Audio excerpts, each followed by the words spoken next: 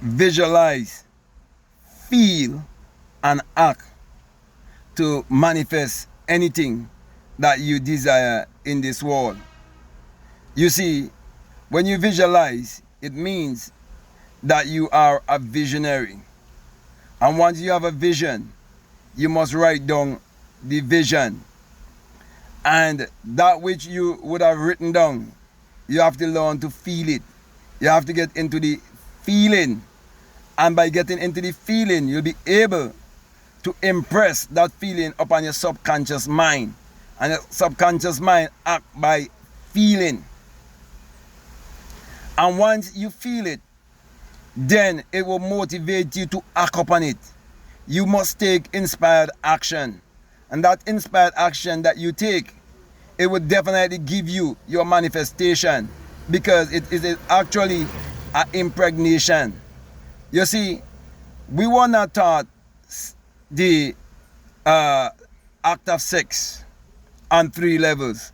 Most people only know sex on 1 level. As a matter of fact, the religious and superstitious people, okay, these self-righteous people, they don't even know what the word sex really means. They doesn't even know what it's all about.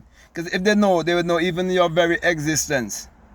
It is based on energy exchange, sacred energy exchange. As you breathe in and you breathe out, you are giving and you are receiving. Our transaction is based on giving and receiving. Our creation is based on giving and receiving also, if you really understand where I'm coming from. And there's a good reason why in the physical sexual act, there's a lot of breathing. You have to practice also mindful breathing to manifest consciously. So, my brother, my sisters, once you understand the word sex on the physical level, on the psychological level, and on the spiritual level, then you know that the Bible is actually a book of mind science. And you know also that the kingdom of God is within you. And once you know that kingdom of God is within you, and you start to act in according to law and order, because there's divine infinite laws that governs everyone on this planet.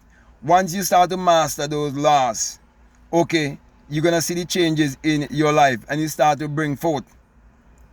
And when you bring forth, you're gonna bring forth from a limitless state of mind, okay?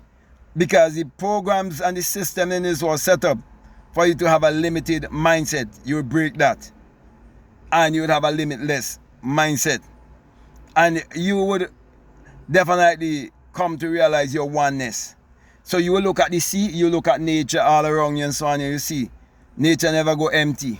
You never see the sea go empty. And then you know that lack and scarcity, poverty, you would know that it is a cause, it is not a virtue. And then that will help you to see that secular Christianity and religion and so on, that wants you to embrace poverty and lack and scarcity, you would realize they actually want to keep you in stupidity. They don't want you to know who you are. So my brother and my sister, I can go on and on and on, but I'm going to definitely come to a close here. And my encouragement to you is to take what I'm saying and put it to work in your life and prove it for yourself. Peace.